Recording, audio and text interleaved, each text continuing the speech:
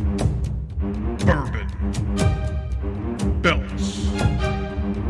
Blockbusters. You are listening to the Triple B Podcast.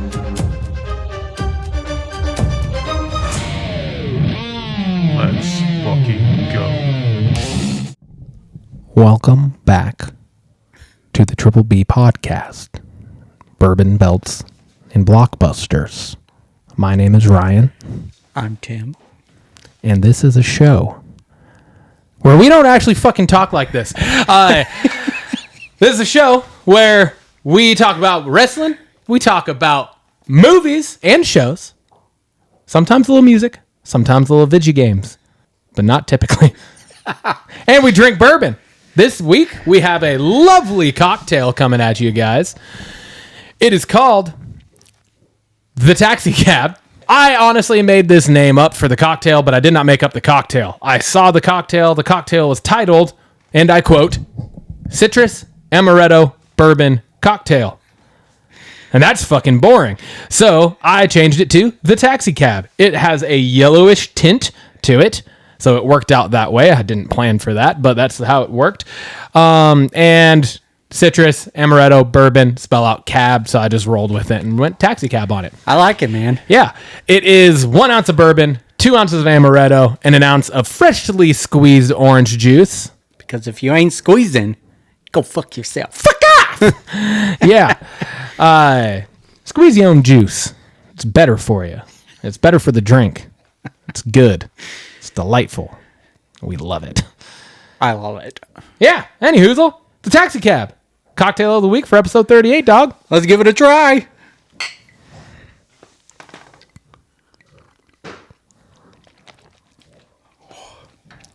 Drink it down. Down, down, down. Down into my belly. To my belly. Down, down, down. That is absolutely fucking phenomenal. It's like candy. That's scary how good that is, That's seeing as just how a it's smooth- 3 ounces of alcohol. That's just a smooth drink it down. I know amaretto's a liqueur, so it's not like super high content, but I mean, you got 2 ounces of that and an ounce of whatever, it was like 90-something% bourbon. Yeah. Yeah.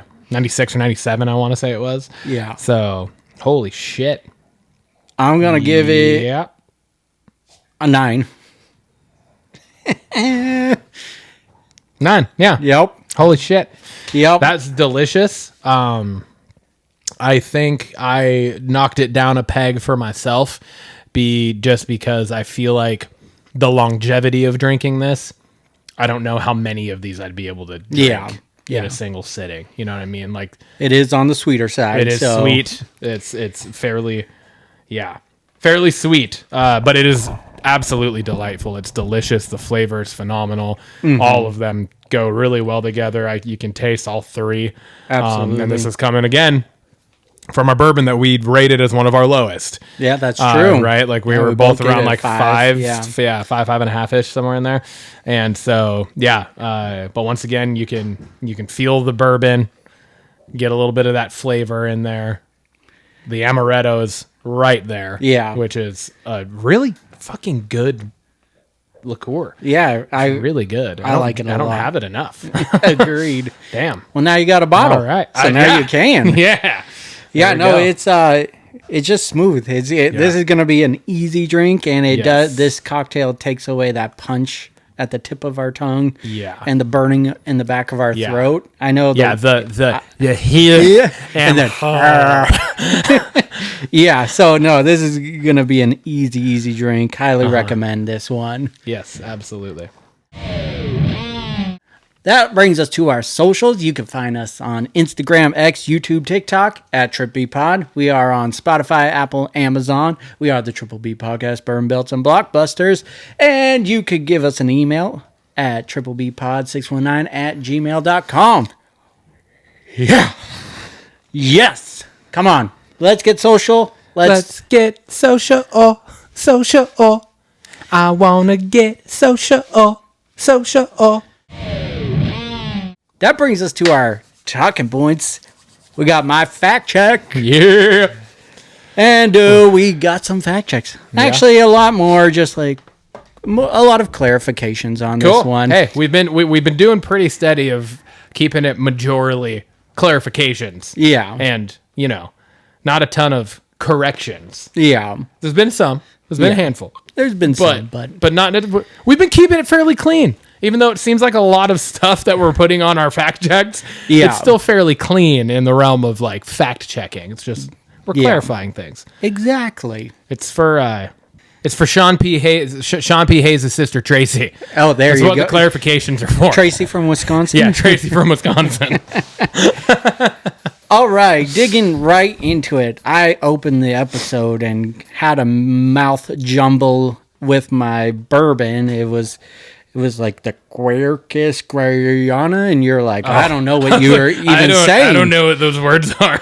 But what that word is Quercus Guayana, and Quercus Guayana is the scientific name for Gary oak tree, also known as the Oregon white oak.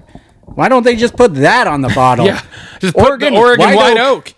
The Why bottle literally said Burnside Oregon oaked bourbon. Why didn't you say Burnside Oregon white oaked bourbon? Yeah, It's covered right there. That's all it needed. yeah. So that was a mouthful. That's not on you. That's on them. Really, it really Come is. Going down, the bourbon that didn't have a flavor profile to compare to the Burnside bourbon that we tried. You brought it up. You're like, it's very similar. It doesn't have a flavor profile. It was Do Epic Shit That's brown right. bourbon. Yep. So what is the window called that NFL free agents can talk but not sign? You called it the legal tampering, and that's what it used to be, and it's still called that. It's still called the legal tampering window, I thought except they changed it. it's extended, like you said, Yeah. and that starts on March 10th of this Yes. year. Women wrestlers that do the Swanton Bomb. We brought up Tiffy doing the Swanton Bomb, and you weren't sure if other women did it. And I just hadn't seen. Yeah. I don't think I've ever seen another female wrestler do Yeah. it. So that's why I was like, holy shit. So the ones that I found: Kimberly, Alba Fire, Succubus, and Dana Brooke did the Swanton Bomb. So two from WWE there. Borderline. I brought up the quote at the end. Was it like a priest in the box? And what did they say following that? Because in the trailer they open up the box and there's a priest in there, and the person's like, "Did you put a priest in the box?" And he was like, "No, we put a pastor in the box. We're Protestant." Yeah, that's right. That's right. In the accountant, you asked if John Bernthal was in the first one. Yes, he was. Was Lizzie Kaplan in the trailer of 0 Hour? Yes, 2 times I caught her for sure, and I think there was a blink and you miss it, like side face of her in the trailer. So maybe 2.5, 3 times she appeared in it. How many episodes in 0 Hour? I said 6 and just wasn't very sure on that, but yes, it is 6. Oh, nice. Harry Potter British casting. I was curious about that because you said you brought that up, and you were right. I mean, J.K. Rowling made it a rule that you had to hire British people, and that stopped Robin Williams from being in the movie. Mm-hmm. There were a few outliers. A few of them were Irish, and then Fleur Delacour, I think, was actually French. I'm wondering if it was more just European. Yeah, maybe not specifically British. But I mean, when I was researching, the majority it did say British. Oh, it did. Okay. And the rule was primarily for like the main characters of the movie, but and they stuck to that. Her, the French girl, Fleur Delacour. That's from Goblet of Fire, right? Yeah. Because that's like the girls' school, right? Yes. And I think they were like from France or something, maybe. So that one, like, that made sense. That one made sense for sure. Going down, we were talking about the parenting. Nick Dodani was like the only actor you didn't know where he was from. He played in the movie Escape Room as Danny. Do you remember that movie at all? I've seen it. I don't know if I He was like the nerdy guy. He Okay. had glasses, and I'm pretty sure he's the one that froze in the lake or whatever that was. Yeah. Dean Norris' character in Breaking Bad is the brother-in-law, like you said. Okay. I was just confirming that. Thunderbolt's villain is it Sentry, and that everything that I've read says yes, it is Sentry. Okay. Robert Reynolds with his dark alter ego, The Void. What is Sentry's superpowers? He has strength and durability, speed and agility, psychic abilities, resurrection abilities, flight, molecular manipulation, and intelligence. Dude sounds like a tough SOB. Yeah. That doesn't sound like a everyday walk in the park there. No. When did William Hurt die? It was March 13th, 2022. Did Incredible Hulk come out after Iron Man? Yes, it did. It was a month after. So Iron Man came out in May of 2008, and then Incredible Hulk came out in June. Not even a month apart. I think it was less than a month. Yeah. And then Chad R. Johnson in lighting. You made up a name. Wait, what? Chad R. Johnson. You brought up a random name, like, because we were talking about the credits of Captain America, and you're like, we don't care about, like, no offense. I just randomly said a name, just and said you're a name. fact-checking who this person is that I randomly said.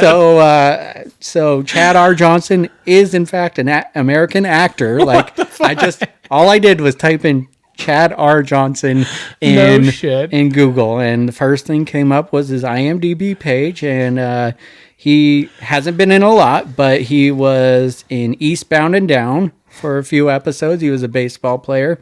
He was in the movie 42, the Jackie Robinson movie, and then he played a receptionist in Cougar Town. I just listed the things that I've seen or heard of. Yeah.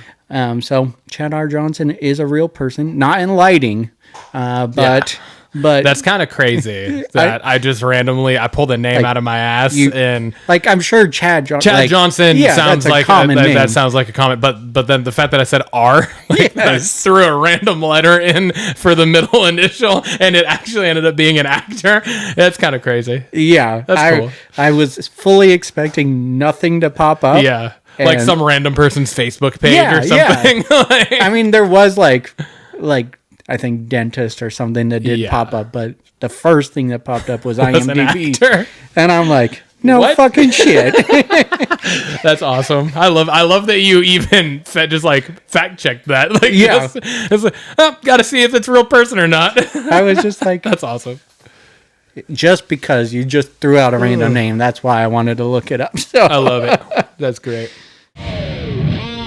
Well, Tim, I got a game for you. Oh, okay. Did you ever see the old game show Chain Reaction? I've heard of it. I don't know if I've seen it. So it's where you have like a word, and then there's, like 6 more words, and then there's another full word. But the 6 words in the middle only have like the first letter. Okay. And it's like drop, and then the next word is T, right? So it'd be like drop top, top less something. Do you see what I'm saying? How it's like chain reaction, right? Yeah.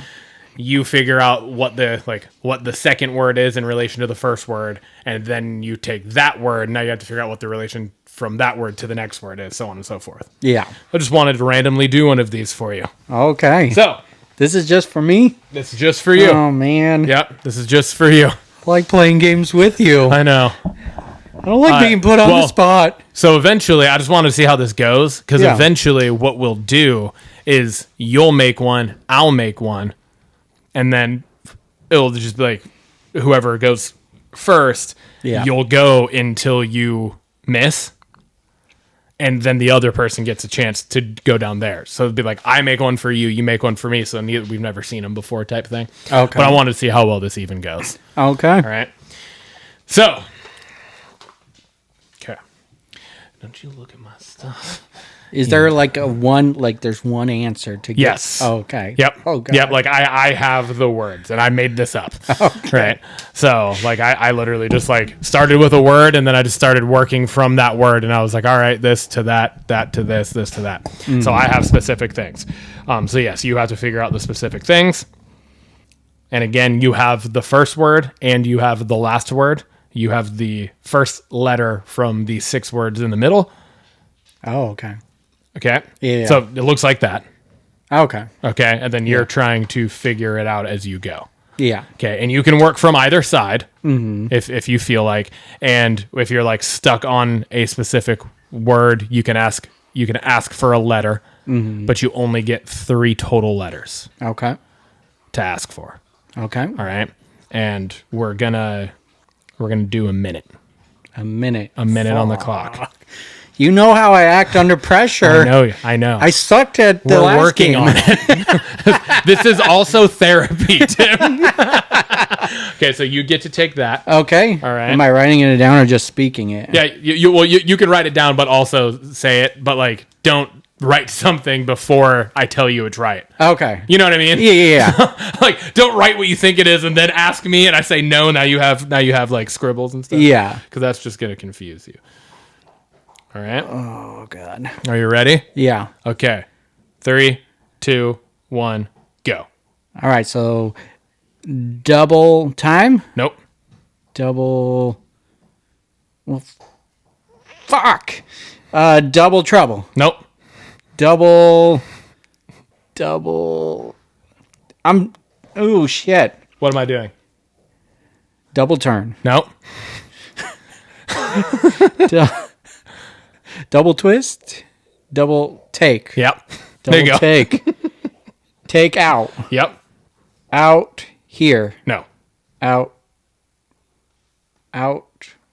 You're adding more time because I want to do this. Okay, fair enough. This is our first try. Yeah. Out here. Out home. Out. Close. Outhouse. Yes. House hunters. Close. House hunter. Close. House hunt. Verb. Action. House hunt. House hunted. No. Verb. House- Action. Currently doing. House hunting. Yes.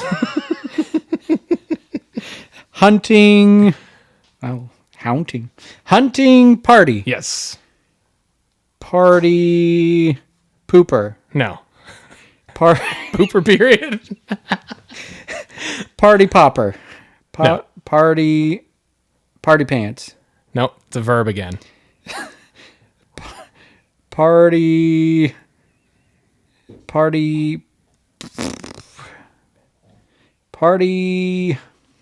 Yes, party. I got that part down. Party. Nope. It's not party. Party. Oh, what's that word? Party.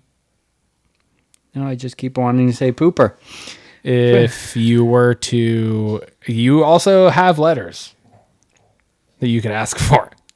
Oh, I can ask for letters? I told you have 3 letters you can ask for throughout it. Like I just ask you Yeah, second you just letter? say letter. Letter. L. Party planner. Close. Verb. Party plan. Party planning. Yes. Planning period. Yes. God damn. How long did that take? 2.5. Fuck. Well, that wasn't bad Yeah, though that for the wasn't- very first one. Yeah. Yeah. I like that. solid.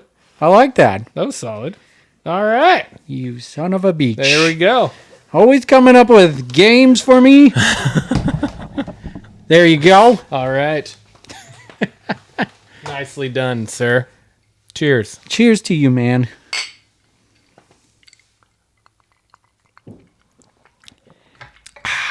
Good stuff.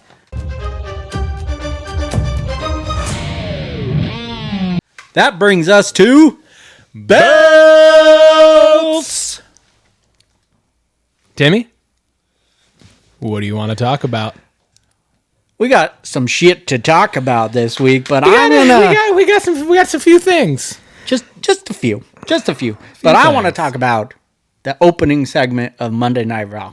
Sami Zayn, Adam Pearce. Yeah, dog. This is Adam Pearce's best promo to date since he's taken on his role as GM. This is we kind of like just hound or give him a hard time, Adam Pearce on our podcast. Always. You know, he's just a character we can shit on a lot. Yeah, You know, he does it well. but this was like I was taking him seriously in this, and at first I wasn't. I was kind of just like, oh crap, here we go. He's gonna say, Sammy, you're not medically cleared, blah blah blah, and I was not here for that. I was like, we've seen this a million times before, and then Sammy just turns it around. Like he uses his Sammy magic, his passion, and he's just like, I'm going to do this one way or another. It's happening. And then Adam Pearce throws down the line. It's not official. It's unsanctioned. And I love that whole segment. It was just like, I thought about it all week. It was just chills. So, Yeah. and then you go over to SmackDown and KO follows up with his own little promo outside Sammy's house. Yes. And I'm just like, and it was cool that he didn't attack Sammy. Like it's different. It's different. It was like, we've seen the creepy. Oh, for like, sure. Like it was way better than an attack because this was like an invasion of privacy. Yes. This was like a stalker. This was you know, it was fits very well into our blockbusters trend that we usually have. Yes. Some type of horror thriller thing, you know. Yeah. Yeah. Yeah, I loved that. It was just both of them are just on a collision path for Elimination Chamber, and I'm so ready for it. It's going to be a good one. Yeah. Yeah. Yeah. It's yeah. Yeah, I'm very excited for that unofficial match. Yes. Yes. And you going know to be fucking crazy. Yeah. Like we thought the ladder match between KO and Cody was wild. I don't think Cody's willing to do some of the shit that Sammy's willing to do. Like, I've seen some of I was gonna say we've seen some of their indie work stuff and all that. Oh my god, man! There's potential for this to be one of the most wild matches we've seen in a long time. Agreed. In WWE, at least. Just side note, do you think after filming the promo, turned off the camera and they just hung out, KO and Sammy? Probably. Cracked some beers. I'm sure they did. Might as well. You're right there. Unless KO actually filmed that himself. Oh, God. And was actually just outside Sammy's house without Sammy knowing. And is like actually filming it into his family. And Sammy's like, what the fuck? And he's like watching it for the first time. Like, what the hell? When were you at my house? Tuesday? I was just there. Don't worry about it. All right. My next thing, sticking with Raw, I just said Roxanne Perez, hell yeah. Me too. I was so fucking stoked for that. Like I almost jumped out of my chair while we were eating dinner at the table because we were watching it and I was like, man, I really want them to have Roxanne, like let Roxanne Perez win this because she should. And like she should be in this Elimination Chamber match, in my opinion. Yeah. And over fucking, Raquel. Thank you, Raquel Rodriguez. Yeah. Only thing that was coming to mind was Roxanne still. I was like, I know that's not what it is. That's You're who close. I'm talking about. Started with an R. Started with an R. But yeah, I was just like, and especially over Roxanne, I was like, or God, see, I did it again. Raquel. I didn't want Raquel in that match because I don't want the fucking... Yeah. The Naomi and Bianca and then Raquel. Liv and Raquel. I don't want that shit. Yeah. I'm so annoyed by all of that's going on. Honestly, I'm annoyed by a really large portion of the entire women's division right now. Yeah. There's not a lot of good going on, but the fact that they let Roxanne Perez win that match and get in, I was like, fuck yes. Yeah. I was so stoked. I was telling Lindsay, I was like, I want her to win this match so bad because it would be so awesome and it'd be so good for her. But I don't think there's any chance they're going to have her win. And then she won and I was like, fuck yeah, let's go. Yeah. Like, fuck yeah. I was so stoked. Yeah, I had that point down and I was just like, she made an impact on her Raw main roster debut. Yeah. And that match was really solid overall. Yeah, it was. It really was. Like you, though, I didn't think she was going to go over, and she did. And, Yes. and I'm super excited about that. That kind of leads me to just like I had like a side blurb on that. We had Naomi and Bianca obviously come out and attack them. And you know what? I'm just with what's going on. Now I'm not even agreeing with you that it was just Naomi that attacked Jade. I think it's both Bianca and... Oh, you think Bianca and Naomi did? Yes. And what I think is going to happen now is on Monday Night Raw, there's a women's tag team title match, and I think this is where Jade returns and costs both of them the women's tag titles. Just my thoughts on that. Just with how that played out, like it's obviously not going to be Liv and Raquel that attack Jade. Yeah, no. Like that's just, and now too like, easy. Like then you had fruit. Naomi last week, like you were talking about, just immediately going, I knew it was them. I knew it was them. Yeah. And then on this yesterday on SmackDown, Bianca was like, oh, she's busy recovering and she's not responding to our texts. And I'm like, really? She can't respond to your texts? Like, that's just shady. So, I don't know. I think they're both in on it now. Yeah, because that's the other thing, too, is, like, why would Jade have not told them who attacked her? Yeah. By now. Yeah, exactly. I didn't even think about that. Yeah. That is... You might be right. You might be onto something here. It's got to be more than just Naomi Jade endgame, because that doesn't scream box office, right? No, not at all. That's what I'm wondering, if you're right, but Jade doesn't know Bianca was behind it. Yeah, there you go. So maybe she returns and attacks Naomi, and then down the line, Bianca turns there on it Jade. is. That's the missing piece from this part. So I like it. Yeah. I think That might actually make me care a little more. Yeah, for sure. You know?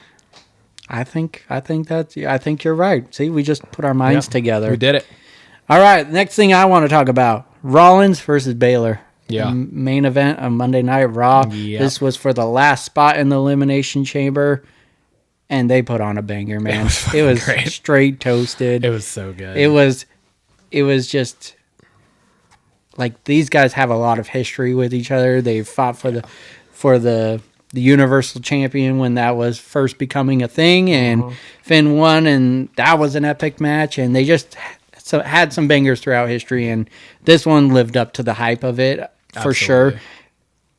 Finn Balor hit one of the best pedigrees I've seen in a long time. Like, I know Seth has been doing it, but it doesn't have that Triple H feel. Doesn't have like the same feel. Even some of Triple H's later ones were kind of sloppy. This was like a straight pedigree. Yeah. It was beautiful. It was. And then Seth wins with that incredible curb stomp, like just a vicious one too. So I loved the match. Yeah, it was. We knew Seth fantastic. was gonna win. Like, Yes, we it did. was just obvious, but there was times where I was like, "Oh shit, is Finn gonna pull it off?" Like, it was a really good match, just back and forth the whole way, and it was like you said. I mean, you said it perfectly. It was a toasted match. It was just so many moments in it where it was just like, oh shit, and oh fuck, they just did that type of thing, and just back and forth, and just kind of grueling, and it was.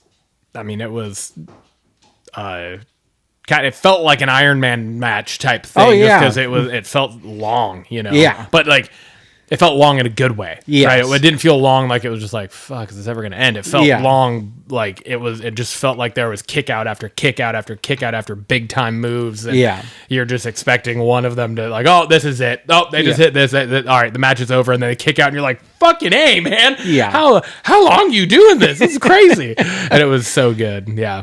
100%.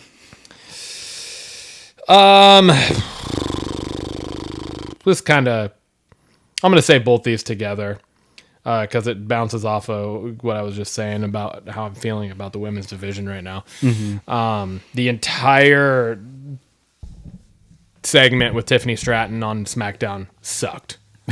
It was so bad. It was the exact same thing that we got last week, pretty much. And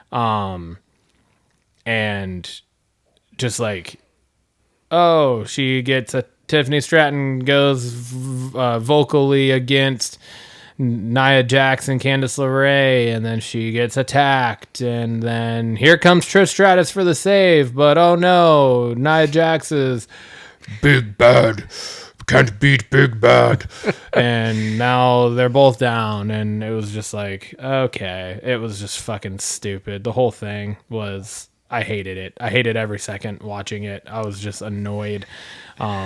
Yeah, it wasn't good. And it just feels like there's like no direction. Like when I'm sorry, like for a pop in certain situations. Oh God, and then Charlotte. Oh yeah, Charlotte comes out in the middle of the fucking the match between Candice and Tiffany, and to again zero anything from the fan base. Like they're barely even acknowledging that it's happening. Yeah. And then she goes and sits down at commentary and barely says a word. Fucking terrible at that. And like they were trying to get her to like she was just fucking awful. Yeah. And then afterwards all the shit clears, the beatdowns happen, blah blah blah, and then she just walks in the ring and then just stands there and points to the sign. I was just like, "Oh my God, this is so terrible." And then to follow that up immediately, with the Jade or not the Jade, the Bianca and Naomi situation backstage, and then that comes out to that match that didn't even then end up happening. I know. Oh, that was like, I was just like, what are we fucking doing? What is happening right now? Yeah, you had one match, and how did the Tiffany Stratton match even end? I don't remember. DQ? No, I think, or maybe it did. I don't even remember. I can't remember either. I want to say she won. I don't think they would end it in a Okay, DQ. well, it was clearly a memorable finish to a match.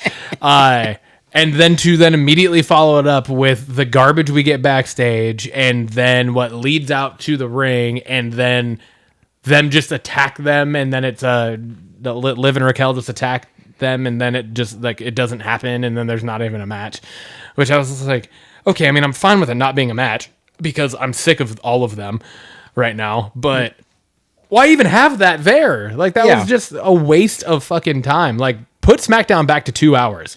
You guys clearly cannot fill 3 quality hours of... Which is crazy. Consistently, at least. Like, sometimes, but then more often than not, they can't. So it's just like, fuck, dude. I was just so disappointed. All around, I was kind of just disappointed in SmackDown as a whole last night. Yeah, it wasn't great. Yeah. For sure. Even with some of the things that I know we're about to talk about. Yeah. My next thing I wanted to talk about is the tag team division on SmackDown going to just keep ending in interference? Or are we going to, like, I like the turmoil and I'm excited about all the tag teams involved, but there hasn't been a clean finish to a tag team match in God feels like a while. Forever, you know? And it's just kind of like, all right, where is this going? And it's just taking too long, and I'm getting kind of bored of just the interference on that part. And then and the interference doesn't make any sense. No, that's the thing. Is like all the Street Profits are doing is just keeping DIY champions. Yeah, and they're the ones that they should be after. Yeah, that's what I'm saying. Like it makes no sense. They keep attacking the challenging team. Yeah, as if it's like. I kind of like I get to a point like it's like, oh, they should be the team challenging for it. So if they can't have it, no one can. But you're keeping literally the villain of the tag, like the biggest villains of the tag team division champion. Yeah. By doing this. So it makes no sense. Yeah. And then just kind of just a side blurb, just because we're talking about the tag team division. Does Miz have the most ever tag team partners in history? Because if Mello don't Miz sticks, I can only Like think actual tag teams. like he's been in actual tag teams with a million different people. Yeah. I think he has to have the record. So good luck for fact checking that one. But Yeah, I don't feel like that was going to be easy. I'm not promising you anything. yeah, but I was like it's funny. I like it, but damn, give Miz a single run. Why does he always have to be in a seriously. made up tag team? Yeah. I do like the name though. Mellow Don't Miz. Miz. Yeah. And R-Truth is just gold. So gold. Just so many things in that match. He knocks Mello down, and then he counts the 3, and Mello kicks out of nothing. No one's covering him. R-Truth, the one counting it. He yells, 2, and looks at the ref. Only 2, and the ref's like, what the fuck? So many times watching LA Knight during that match was the best.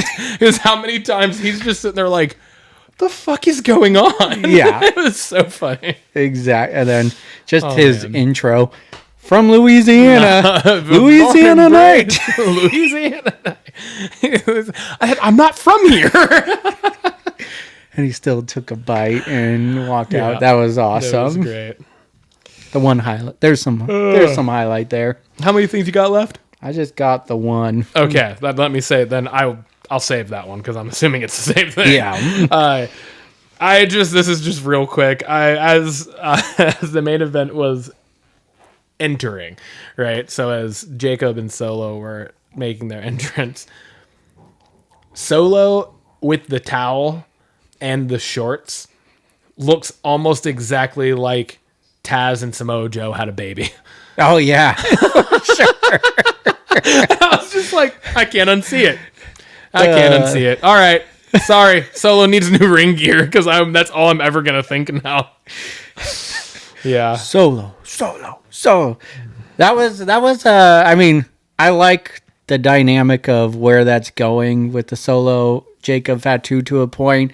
I like how Jacob is taking point on everything and just Solo started talking and then he cut him off and did his thing. The match was nothing spectacular though, and No.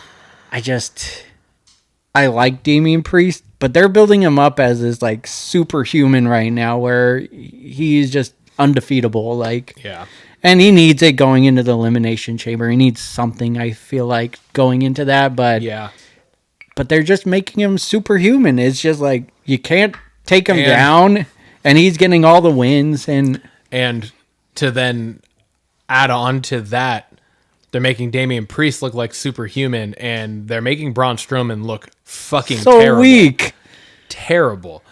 The camera guy did him no favors because he kept on trying to come into the ring, and then he was like backing down like towards the end of the match. Yeah, and just kept on showing like, they're making Braun so weak right now. Yeah, after he demolished Carmelo, and we were pissed off about that. Yeah, and then they do this to him. Like they build him up really quickly. Like it's just a super fast, gonna put you up here, and then cliff dive. Yes. So yeah, I don't know. It's like I said, I like Damian Priest, but I don't like this like superhuman thing that he's got going on right now. No, and I think that just further alludes to what we said last week in the fact that that Jacob Fatu should have won that match. He should be the one in the Elimination Chamber. He's the one they should be building as this fucking beast. Person that's just unstoppable. Yeah. Because that's what he still... Has he taken a singles loss yet? Nope. Yeah. Nope. So... And I don't know that I don't think he has been pinned. I don't think he's been pinned at all. Yeah. So, I don't know. It's just like... Okay. Yeah. Agreed. All right. Agreed. And with the Solo and him dynamic thing, I'm here for it as long as it doesn't go on too long. Yeah. They can't draw it out. I don't want a fucking Tiffany Stratton Nia Jax situation again. Have them, give us 2 more weeks and then have it fucking be over type thing. Yeah. Do a short build to a high climax and then let's just be totally finished with everything that has to do with Bloodline. Yeah. We don't need it anymore. It ran its course. We don't need it. Yeah. Can can we talk about how I just mentioned cliff dive.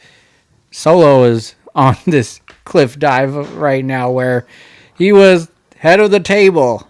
He loses January 6th to Roman Reigns, disappears, and then he eats a loss from Damian Priest, and he's the side piece to Jacob right now. Like, Yeah. there's huge downfall for this guy. Yeah, you want to talk about someone who has gone, back and forth against a couple different people in the industry, verbally talking about how they just keep coming back and squashing the future generations. That is exactly what Roman Reigns has done. Mm-hmm. Yeah. Like 100%. Yeah. We had seen him, I think the total count you had done was like 13 times since WrestleMania. Yeah. And we haven't seen him again since outside of the one appearance of the Royal Rumble. Mm-hmm. Yeah. And that was just in the So- Rumble. so He wasn't we- even in the Rumble that long. So we have seen him 14 times in a year, Yeah. almost. Yeah. And it will be a year probably. Yeah. Because is Roman going to be at WrestleMania this year? I think he will for sure. In what though? What's it going to be? It's going to be... Because it looks like they're clearly building to Solo and Jacob. I think it'll be Roman versus Seth is what I'm thinking. Roman Seth. Yeah. Just with how Rumble played out with him curb stomping him twice. Yeah, I guess, yeah. That's fair. I don't know. I just am like... I saw... To do all of this and put Roman Reigns over in that situation, for him to then just be gone again for multiple months, essentially, outside of the Royal Rumble. Mm. It's like... You should have just fucking had Solo win and just gone a different way with the fucking bloodline thing. Yeah. Like, been more creative and had it go a different direction than have Solo take that loss and then have it be what we're getting now with him. Mm-hmm. At least it was interesting then. I don't know. Yeah. I saw a thing like WrestleMania card, like the main events. What it looked like it was leading up to looked like a masterpiece. And I'm not saying it's not going to be a good WrestleMania, like just with what we got so far. But like you had CM Punk versus Cody Rhodes, like if he won the Royal Rumble, that was like that's a banger match right there. Yeah. You got Rock Roman, where they've been teasing that forever. It was supposed to happen last year. You could fit it into a storyline just with how that Raw on January 6th played out. And then you could have had Cena versus Gunther as the other heavyweight, and you had your triple main event right there. And it's like I'm excited for Jay. Like I'm really excited. That's going to be awesome, and I hope he wins. But they also had all these things, what it looked like it was leading to, and now they're going this way. Yeah. So I don't know. It's interesting for sure. I saw a headline the other day and I was like, what the, like, fuck off. I don't believe it. But I saw a headline that said like WWE struggling to sell WrestleMania 41 tickets after Jey Uso won the Royal Rumble. And I was like, okay, first off, if it's because of anybody winning the Royal Rumble, it's Charlotte. Yeah. Hands down.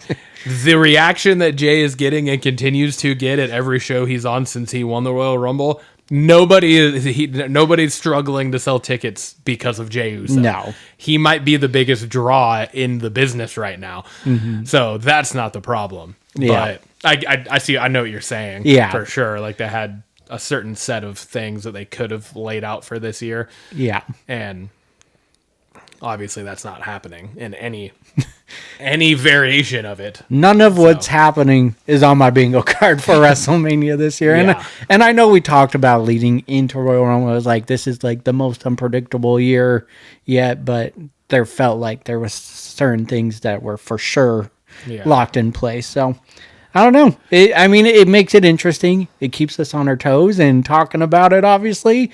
And that's what WWE wants. Us talking about it. Speaking of bingo cards, we finally got The Rock, Tim. Yeah, we did. We finally got The Rock. And it wasn't just like random. No, like the least... I I don't know. I kind of like just the way they announced it at the beginning of the show annoyed me. Mm-hmm.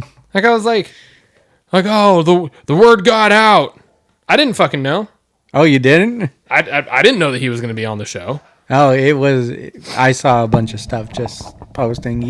He announced on social media the night before. That's even more annoying. He was going to be on. Let it be a fucking surprise. But they want the viewership. Let it be a fucking surprise. That's shitty true. thing. Could you imagine the ratings? Like everyone's word of mouth going, "Dude, The Rock's on," and then just see a big spike in ratings. Yeah, exactly. Like, what happened to that type of shit ever happening? Like, we don't get surprises like that anymore. No. You know? Like, we don't get the shock of, like, what we got at fucking, was that Bad Blood? Bad when it came Blood. out? Yeah. Like, that was surprising. Yeah, that was we shocking. weren't expecting that. And all of a sudden he comes out after we're like, what the fuck? And, like, you could have just had another moment like that. Yeah. Just have his fucking music hit. Mm-hmm. I could do without the fucking random jingle that they put in the middle of his fucking entrance music, though. Oh, you didn't watch his press conference afterwards? No, I didn't. No. It's because it was Lil Wayne song, and he's from Louisiana, and it was just promoting WrestleMania gonna be being in Louisiana again. Gotcha. So okay, yeah, fair enough. And he said so that's not like a normal thing. Yeah, it's not gonna be it. He just he said he wanted to come out to that, and yeah. All right. Anywho's all. No, I was just like I said. I felt like SmackDown in general was kind of a big letdown for me last night, and this, which I felt like should have been a huge thing and a huge pop. I'm over The Rock. See, I'm not over it. He's not. I will say the promo wasn't great though. But none of his promos have been really. No, you're right. You're right in that. His mic work is fucking like cellar floor compared to what it was. Yeah. Back I would now agree with that. It's just him recycling the same shit over and over again. And the final boss, I'm fucking over it. That's annoying to me. And I'm like, I wrote, what does it mean? I mean, he's on the board. He's basically your modern day Vince McMahon character. Telling Cody he wants him to be his champion. What does that mean? We have no context. We don't know what that is. Well, how does that change? That gets us invested into Elimination Chamber. I'm already invested in Elimination Chamber. It's a fucking Elimination Chamber. I am not in any way, shape, or form invested in a conversation between The Rock and Cody Rhodes after they have made all of a sudden this friendship behind the scenes after he fucking beat him down fucking 8 months ago. Yeah. Like, it makes no sense to me. Mm-hmm. And I'm just like, what the fuck? And then, like, the only things... I feel like the only there's two options where I think I'm okay with this. Okay. Do we get Cody turning heel here? Is this what leads to Cody turning heel? I feel like it does. I honestly, I do. He accepts The Rock's offer and becomes the corporate sellout. I don't think it's right away. I don't think it's going to happen at Elimination Chamber. Yeah. But I think this does lead to that. And if that is where we go, that's then how they book Cena winning the Elimination Chamber and facing Cody. Because it would be Cody's a heel and Cena, right? Or the other way around, which would be a complete mindfuck to me. But I guess it's not that big of a mindfuck to me because I wrote it down. I was gonna say. I already had the thought, so it's not that big of a mindfuck. But if it actually plays out, I would still probably be like jaw dropped. Mm-hmm. What if Cody declines, and what if Cena turns heel, dude, and partners with The Rock? Ooh. He's desperate for that 17th. He's desperate for that 17th. He's desperate for a win under his belt. He's desperate for this retirement tour to go the way he wants it to go. That's the one I want. And to get something that we haven't had in 22 fucking years. Mm-hmm. Right? It was about the 2003 time when Cena was kind of a heel. Yeah. But he quickly turned, even when he was the doctor, because it was really Doctor of Thugonomics, or kind of, I guess, the prototype, was even sort of heelish. He came out as Doctor Thugonomics at WrestleMania 19. Yeah. And that was in 2003. Yeah. So. And that was a heel character. Yeah. But it quickly spun to being a face character Very because he got so over so fast. Yeah. Right? And he has been a face for 22 years. Yeah. So we have never really fully seen Cena as a heel. That's an interesting you know take. what I mean? I like that. So if either of those two things happen, I'm good with it. Yeah. But now because I said that, neither of those two things are going to happen. It's going to be fucking bullshit, and I'm going to hate it. Well, unlike you, I like the Final Boss moniker. It just fits because of his title in the company. I like it. I especially liked it last year with his heel run and everything. It felt good to me. I think the reason I don't like it is because of how many times he has to say it in his promos. That's the thing that now it's saturated now. Like, it's just way too much. Literally every other thing that comes out of his mouth almost is him talking about himself in third person as the final boss. Mm-hmm. And it's like, okay, yeah, we get it. We know that is your new villain moniker. We get that. Stop fucking saying it so much. Yeah. And stop saying all of these random fucking catchphrases constantly. Like, have something be organic about you now, Dwayne. Because nothing feels organic about him anymore. Yeah. It's almost a caricature of what he used to be. Mm-hmm. And that's where I'm like, fuck, man, it kind of sucks. Yeah. Like, it's kind of disappointing to see him now, and that's what we get. Because it's not, like I said, it's not anywhere near what it used to be. Yeah.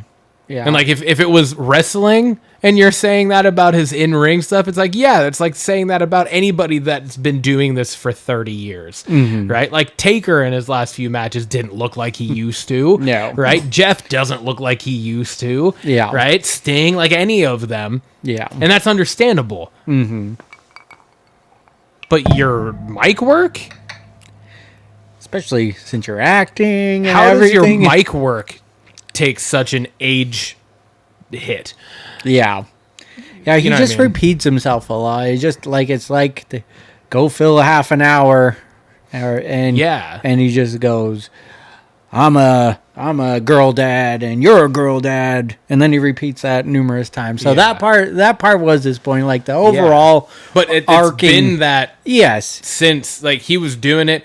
How many times did he fucking call Seth Rollins a walking clown emoji or whatever he fucking said leading up to WrestleMania last year? Yeah. It was like every time they saw each other. Yeah. And then the Cody Crybabies. Yeah. It was just like, oh my Lord. He like hits something that sticks or he hits something that pops once, and then he just is like, oh, I got to say that now over and over and over again because it's hilarious. And everyone loved it.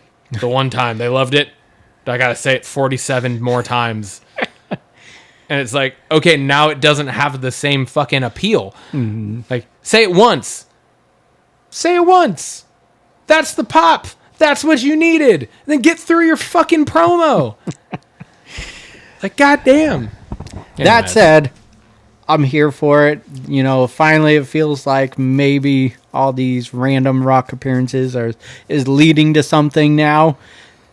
So I'm here for it. It's not leading to anything in any way, shape, or form what it should have or what we expected it to. No, but so that's another part where I'm like, I'm excited for it. I'm excited, and like I said, if one of my two scenarios plays out, then I'm happy with it.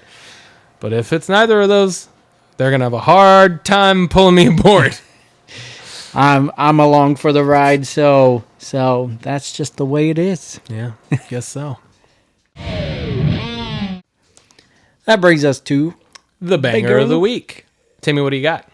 My banger of the week is Adam Pearce's and Sami Zayn's promo at the beginning of Raw. It stuck with me throughout the week. I kept thinking about it, and again, just Adam Pearce's best work on the mic, and it gave just a fresh feeling to the Sami KO feud, and because we've had it numerous times over the years, and even before WWE, we've had it, and this just is, it just feels fresh again, and feels like there's big consequences to this match. So, that was my banger for sure. I went with a match, which, really thinking back, it was about the only good match of the week.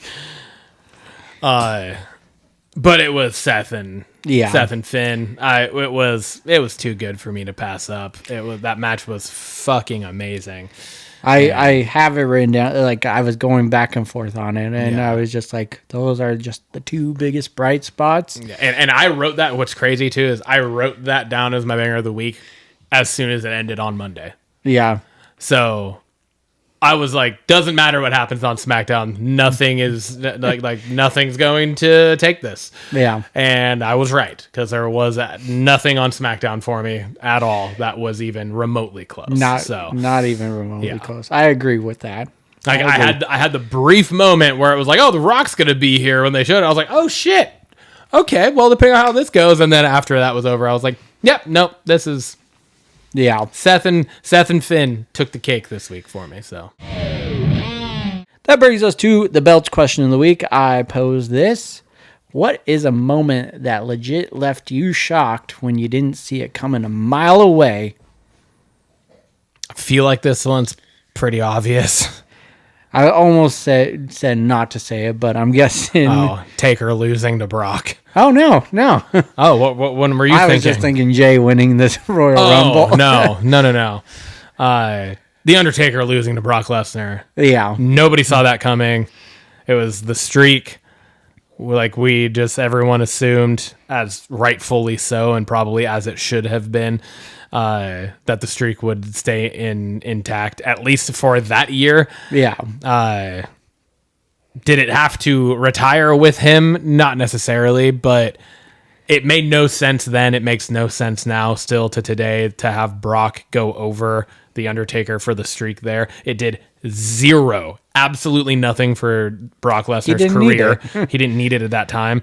All it did was just leave a weird taste in everybody's mouth. Oh, for sure. So that was definitely mine. That's the most, I think, like, the one fan in the audience. Oh, yeah. Like that encapsulates everything. Exactly. It just captures it perfectly. And like, if a picture's worth 1,000 words, right? Like, that right there is all you need to really show. It's just like, that's how every fucking person felt. That's a good one. My shocking moment was Seth Rollins betraying the Shield with the chair shot to Roman and Ambrose, and Triple H having, there's always a plan B. It was Evolution feuding with the Shield at the time, and then just by the snap, Rollins. And of all the, like, if one were to turn on them, I didn't see it being Rollins as the backstabber. So it was very shocking. Still to this day, I'm like, holy shit, that happened. Especially at that time during that feud with Evolution. So, crazy moment there. For sure. That brings us to Blockbusters! We got a handful of things today. We sure do. And it fits right down the alley of what we always talk about, but this one does not. Freaky Tales. Synopsis: set in a 1987 Oakland, Freaky Tales is a multi-track mixtape of colorful characters, an NBA star, a corrupt cop, a female rap duo, teen punks, neo-Nazis, and a debt collector. On a collision course in a fever dream of showdowns and battles, this pulpy blend of explosive action, edgy humor, gory kills, and sly twists and turns makes for one wild ride. The cast has Pedro Pascal, Ben Mendelsohn, Jay Ellis, Normani, Dominique Thorne, Jack Champion, Jae-young Yoo, Angus Cloud, and Tom Hanks. This comes out April 4th, 2025, and it comes out in the theaters. The trailer is kind of crazy for this, and it's got like It's like I was Smoking Aces. I was just gonna say, yes, it's like a combination of like Pulp Fiction and Smoking Aces. Yes, is what it felt like. I was just like, what the fuck? And I just like the retro feel of this. Yeah. I'm really enjoying the throwback movies recently. And there's been a few, like Lisa Frankenstein's a throwback. But yeah, I really like the tone in this trailer. And has our guy Pedro Pascal in it. And absolutely. Along with a bunch of other Fucking people. star-studded cast. Yeah, Tom for Hanks. sure. Tom Hanks. Ben Mendelsohn, we were just talking about him, right? We were. Yep. So yeah, super excited for this one. A couple of the ones we chose are like festival movies that have like this came out a while ago, I guess. In a like festival, Sundance or something like that. Yeah. No, the fucking trailer looks amazing. Yeah, I'm stoked for this. The part with he's slicing up people. He's like, he's slicing people up with a sword now. Say that again. It's like, oh fuck. And then did I watched it a couple times. I don't believe I remember seeing Tom Hanks. Did you? I don't catch remember him in seeing it? Tom Hanks in the trailer either. And so I was like, is this a typo? And then I looked in multiple sources. It shows that he's in it. And and they did show a video store, and he's apparently the owner of that. So oh, okay. So yeah. All right. I put this one on here. It's called Bring Her Back. The synopsis is: a brother and sister uncover a terrifying ritual at the secluded home of their new foster mother. The cast is Sally Hawkins, Billy Barat, Stephen Phillips, and the release date is May 30th of this year, and it will also be in theaters. The trailer for this movie looks fucking terrifying. A24 knows how to make you uncomfortable. Yes, they are some fucked up individuals. Absolutely in the best way possible at that studio. No kidding, man. This movie looks so fucking creepy and just intense and terrifying. Yeah, this was just a little teaser trailer, and I was like on my edge of my seat going, like kind of wincing, I was expecting something happen. They could have literally just put the last 2 seconds of the trailer and had that be the teaser, or just had that be the trailer. Yeah. And I've been like, what is happening in this? I need to see it. Yes, exactly. Like the dude walks up from behind. I was just like, oh, that looks like a large naked man. I don't know what's going on, you know? And it's from the top too, and what looks almost like a crop circle. Like, I don't know what the fuck. Yeah. It's just like, what is happening? They like to lean into old naked people in their movies. And yeah, they do. It's creepy as fuck. It is creepy. Old naked people are creepy. It's just, you heard it here first. We're making news? Yeah. Making news here. Yeah. News stories. That brings us to Hell of a Summer.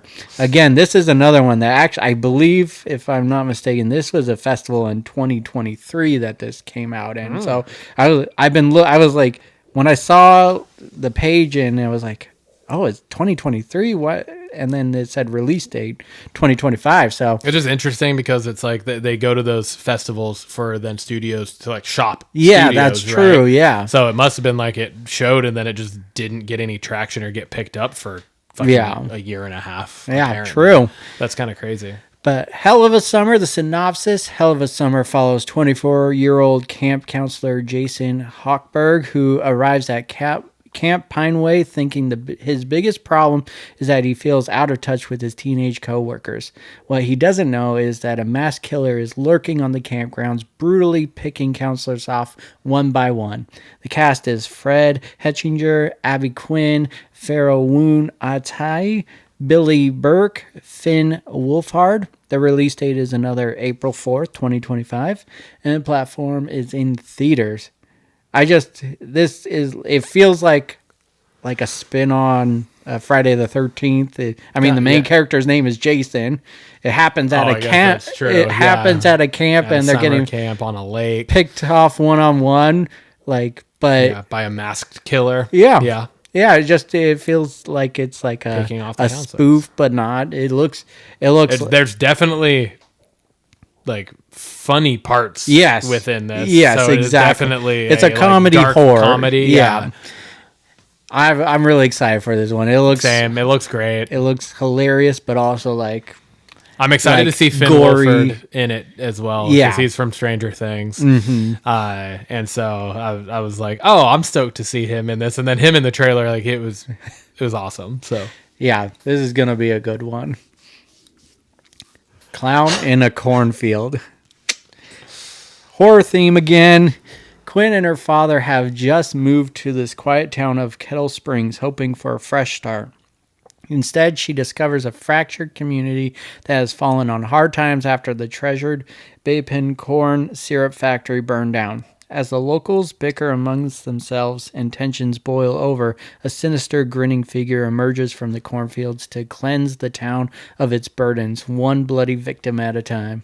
Welcome to Kettle Springs. The real fun starts when Frendo the Clown comes out to play. Cast is Kevin Durand, Will Sasso, Katie Douglas, Carson McCormick, Aaron Abrams. Release date is May 9th, 2025, and comes out in theaters. Another just banger of a trailer, dude. It's the ending of the trailer where it's like, we're gonna die. Oh, and they're covering their mouths. The friend puts her hand around her mouth, and then she starts crying, so the other friend puts her hand around her mouth, and then Friend of the Clown creeps down and puts his hand around her mouth. So creepy. Like, oh, fuck.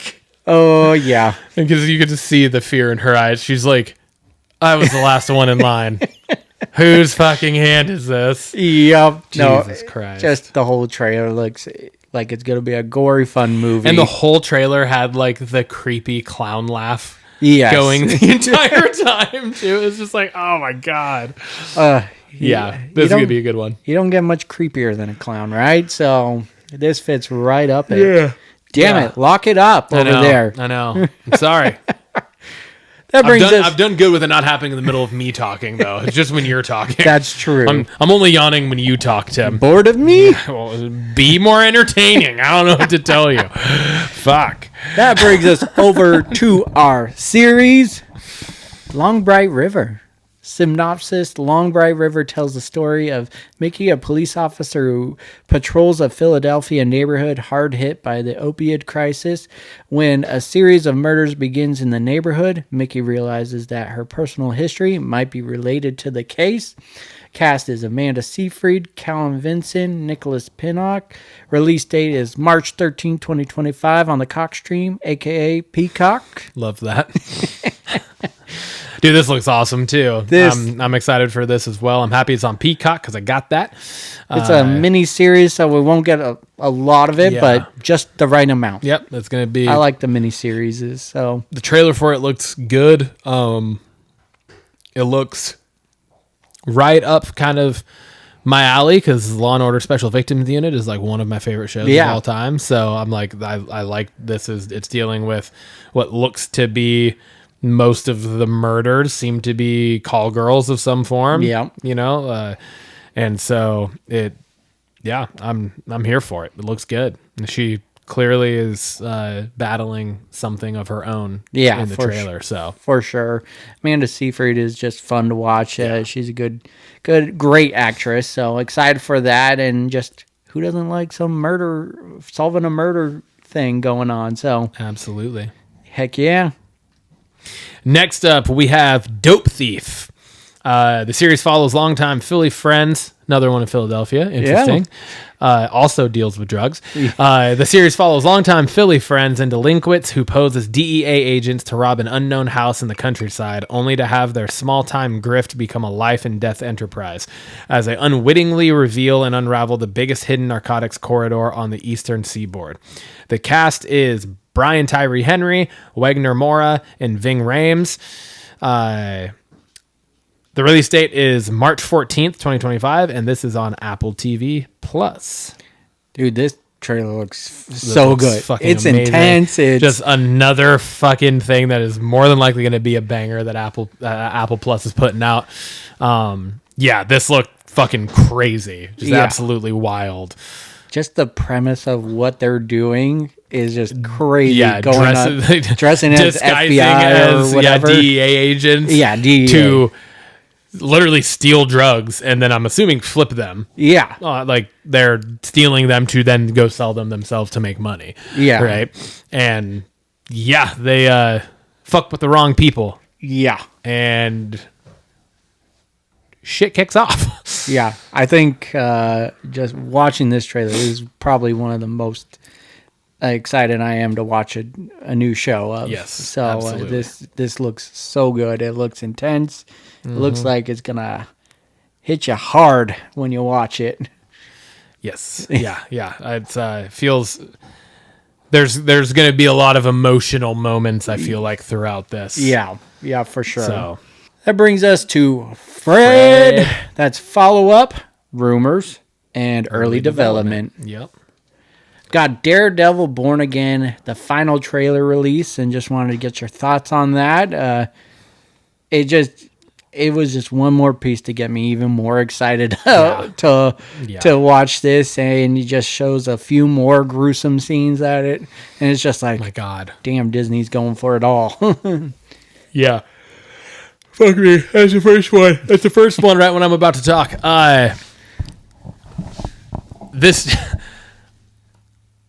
I'm so excited for this show because this is going to be I feel like the turning point towards what we will start to get from Marvel. Mm-hmm. If that makes sense, Yeah. right? Like, it's not just going to be, Daredevil is this piece, and then we're going to put out this kid-friendly thing over here. I don't feel like that's what they would do. I feel like it would be a really bad idea if that is what they do. Yeah. Like, you're putting this out, there's going to be a lot of stuff that kind of follows in this vein because you're at some point going to have to blend a lot of these characters. Absolutely. Right? So, like, you don't want Daredevil to meet Mantis.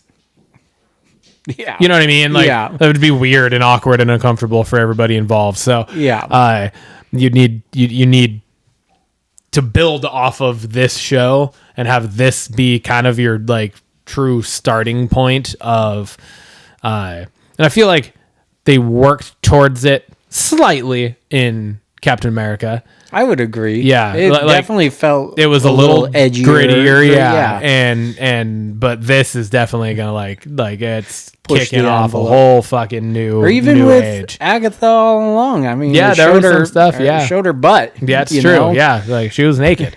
So, yeah, but I just feel like it's just like this is going to take it to a whole other fucking level. Yeah. It feels like the trailer for this is the absolute most intense thing we've ever gotten from Marvel. Oh yeah. Like, yeah. without a doubt. And that's counting everything that was not under the MCU that was still a Marvel related thing. Yeah. Like, we haven't gotten a Marvel comic live action adaptation that is going to be as dark as this. Agreed.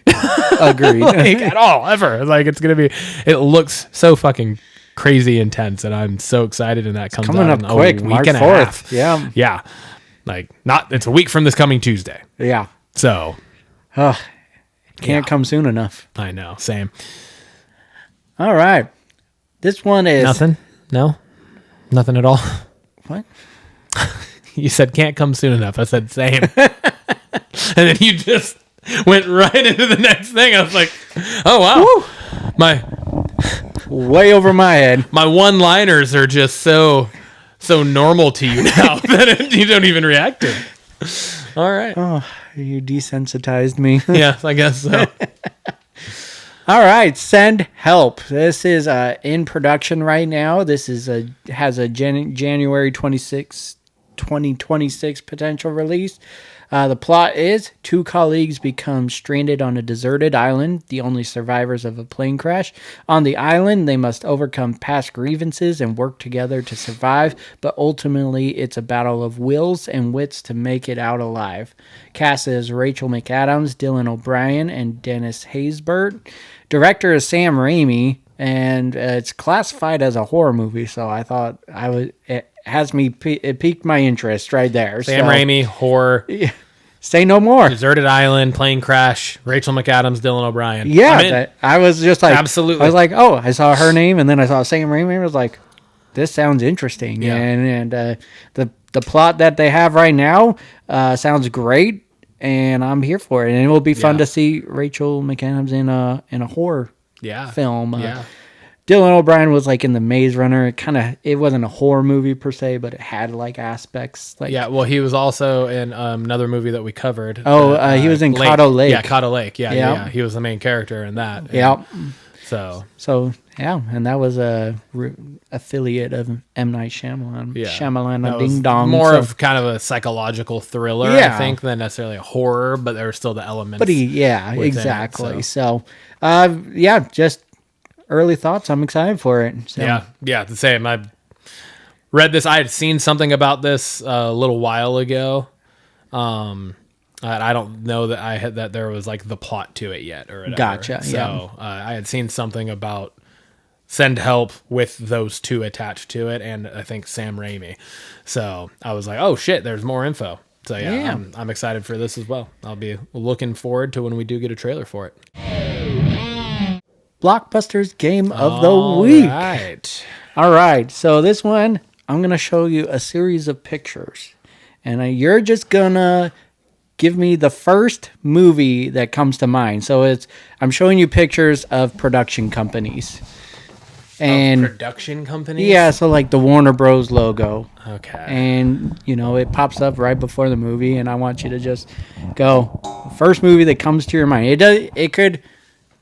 Not potential. It doesn't necessarily need to be the studio. You could pair it like in your head. You're thinking of a movie. So, but how many pictures are you showing me? 9. Oh, but like after each, you're gonna say a movie. So after each picture, I'm just gonna say a movie. Yeah.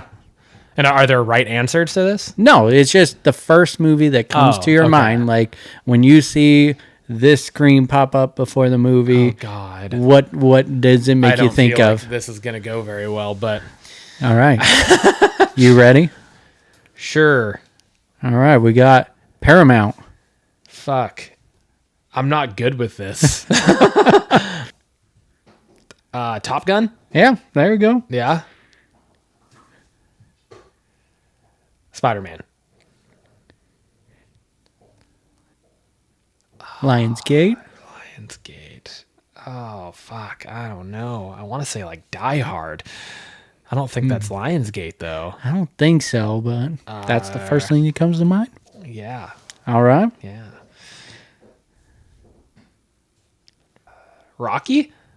I think that's right. Oh, well, that's a show, I guess. We just saw it. Captain America. There you go. World. Jurassic Park. Like it. Batman. I don't think that's the right studio, but is it? It's 20th century. Is that not who put out like the Michael Keaton ones? No, that was Warner Bros. Fuck. Oops. Pinocchio. I don't know why that came to my mind. Batman.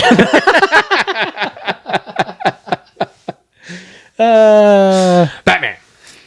Batman for all of them. I should have just said Batman for everything. Should have. Paramount. I also thought of Top Gun when I first saw the picture. Okay. All right. Sony. I thought of Bad Boys. Oh, okay. Lionsgate. Thought of Saw. Oh, all right. Metro Goldwyn Mayer. The MGM. I thought of James Bond. Oh, yeah. Okay. GoldenEye. Marvel Studios. I, too, thought of Captain America just because we just saw it. Recency bias.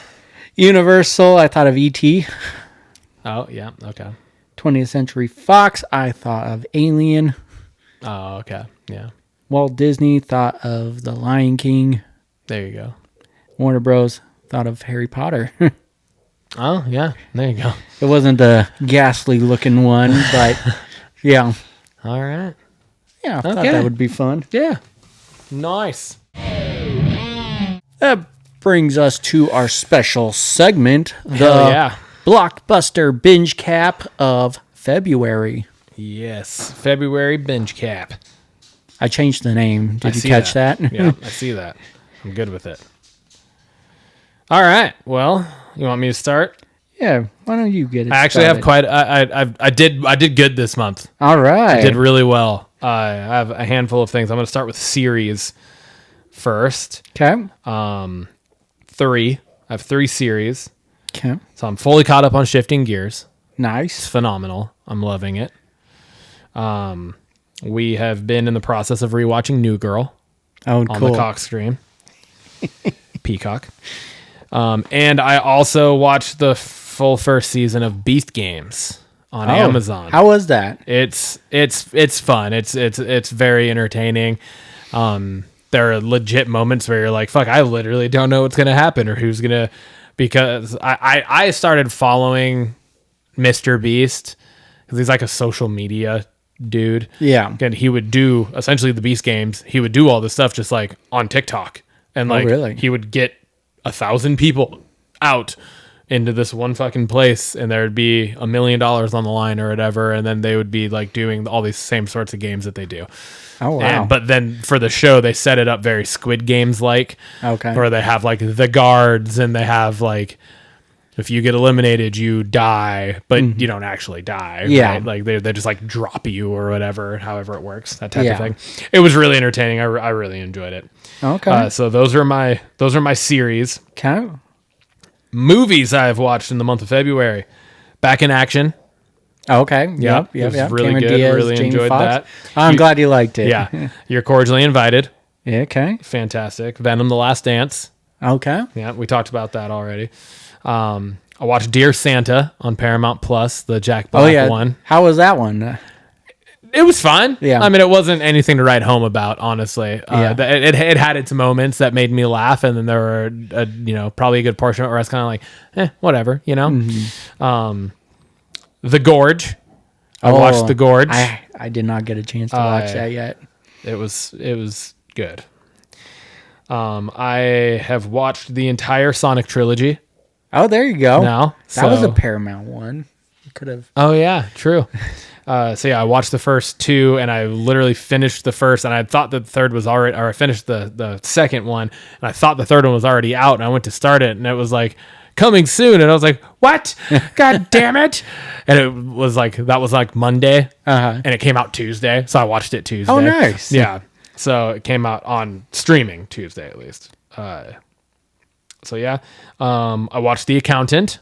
Okay. Phenomenal. Yeah. It was super good. So good. So I already knew the fact check of John Bernthal being in that because I just watched that like 2 nights ago while we were in Leavenworth. And I watched Craven the Hunter. Oh, Yeah. that's out already? Yeah, it's on, where did Amazon? Was it on Prime Video? Did I rent it on Prime Video, I think? Yeah. I'm going to have to watch that one. But yeah. Yep. Dang, you had a good, solid binge cap there. Yeah, dude. I went through quite a few things, and I was like, you know what? I gotta watch some shit. I was like, I gotta be better for the binge recap when we do this, the binge cap.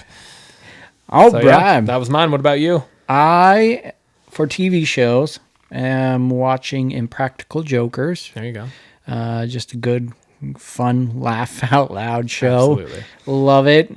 Been watching that on the Max. Still watching Deal or No Deal Island. That started back in January and is Yep. still going on, and keeping up with that. Shifting Gears as well. I'm caught up on that as well, and I thoroughly enjoying that show as Yeah. well. Hunting Party, I started it. I still need to watch two more episodes, but we've covered that on our podcast before. That's the high max prison. Yes. Like explodes and a bunch of people Yeah, escape, right? Yeah, Like it's kind of like a silo prison, right? Like Yeah. underground. Okay, yeah.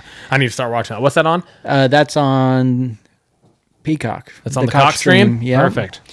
And then Young Sheldon. I finished off that series, and oof, what a final couple episodes. Have you watched that at all?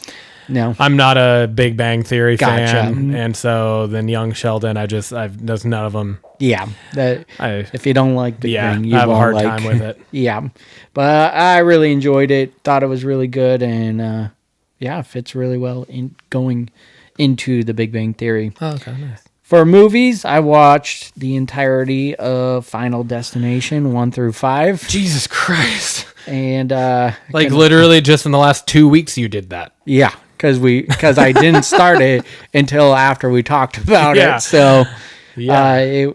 I just started watching the first one because you said you were going to watch it soon, and I was just like, damn, I'm really excited for the new one, The Bloodlines, and just a reminder of why I like these. So I never seen number 5, and then 4 was hot garbage. Yeah, 4's not good. No. 4's the NASCAR one. Yeah. 4's not good, and that's what I was saying when we talked about it. I was like, it's very forgetful. There's not a whole lot of good in that. Because I had like 5 has memorable moments. 5 was awesome. Yeah, 5's I good. thoroughly enjoyed number 5. 5's the bridge. Yes. Right? Yeah. 5 was good. The acting, and I hated the 3D like era, and that one was playing right into it. Well, and especially like when I feel like now when there's like movies come out in 3D, if you're not watching them in 3D, it doesn't look like it's supposed to be in 3D now. Yes. There was a time frame where it was like obvious. It was so terribly done to make it 3D that it was just like when you're not watching it in 3D, it looks awful. Yeah. And yes, that was 100% one of them. But I think 1 through 3 and number 5 still hold up, still great movies. I was still entertained by 4, but it was terrible. Yes. And if that was going to be the final one in the franchise, like, because they called it The Final Destination, I was going to be pissed off. Yeah. And then You're Cordially Invited, I watched as well. So, yes, I watched 6 movies, but it felt like I didn't watch that many just because it was just Final Destination that I watched. But you know, that takes a lot of time, you know, between the trillion hours of wrestling I watch and working and all the above. Yeah. The gym. The gym. Also, it's, you know, giving time to the lady. Yep, exactly. So that leads us to our Blockbusters question of the week. I like this one. What movie or show quote or monologue gives you absolute chills? And I asked you to write it down and read it to me. I have 4. You got 4. I have 4 different ones. I couldn't pinpoint, so I was like, "Fuck it, I'm gonna do them all." All right, let's hear them. All right, got a list. The first one is the shortest. Okay. It's literally one word. Oh. But it is one that sends a tingle down my spine every time I hear it. Okay. And it is Severus Snape saying "always." Oh, that's a good one. That it wraps up like the entirety of the story. Yeah. Comes like full circle, and you find out that this dude that you've thought through, I'm talking movies, 8 fucking movies, was a bad guy. And it turns out that he was literally like the person keeping Harry alive and safe the entire time. It's fucking insane. Yeah. Like one of the biggest like what the fuck moments in books and movies. Like it was just crazy. Yeah. So that one's always, that's a good one. Big. I like that. You want me to do all of mine? Yeah, just do all yours. I got to go to my screenshots for the next 2. So this one, I have 2 from Robin Williams movies. Okay. Robin Williams is always and will probably forever be my favorite actor of all time. And one of them is from my favorite movie of all time. But this one is from The World's Greatest Dad. Okay. And I think this one is so heavy hitting just because of what the quote means now in retrospect of Robin Williams' life. And the quote is, I used to think the worst thing in life was to end up all alone. It's not. The worst thing in life is to end up with people that make you feel all alone. And so just like knowing how Robin Williams died and what his life was and what his life meant to so many people, but for like him to have a quote that literally says that and then it end up being the way it did, hits pretty hard. Yeah, it does. You know, so that one that one's a big one. The next one is, I think, heavy hitting for me just because of kind of the reality to it of, especially in like nowadays, and it's from Patch Adams. And have you seen Patch Adams? A long time ago, yeah. So it's the one where he's like trying to become a doctor, right? And he just does it unorthodox. And so the quote is, "You treat a disease, you win, you lose. You treat a person, I guarantee you'll win no matter what the outcome."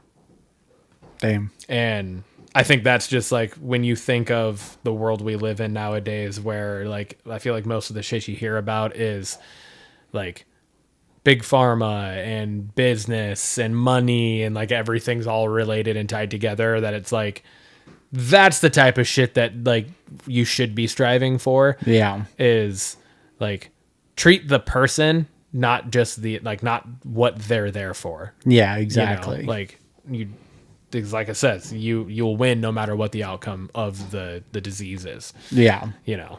So I thought that one was big. That's a good one.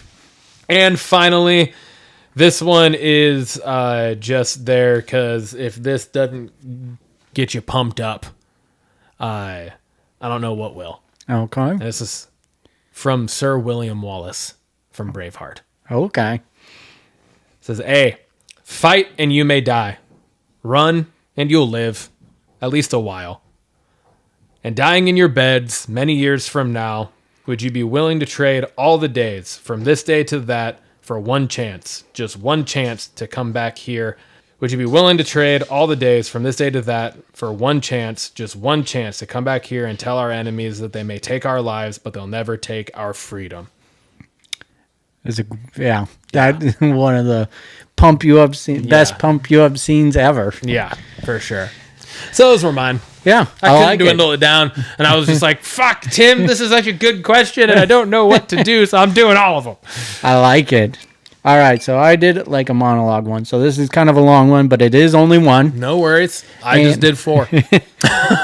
This is from Ted Lasso, Apple okay. Plus TV Apple Okay. TV Plus show. Great show if you haven't watched it. I have not. I've seen bits and pieces. I haven't actually fully watched it. Highly, highly recommended, and Apple don't miss. So Yeah. there you go.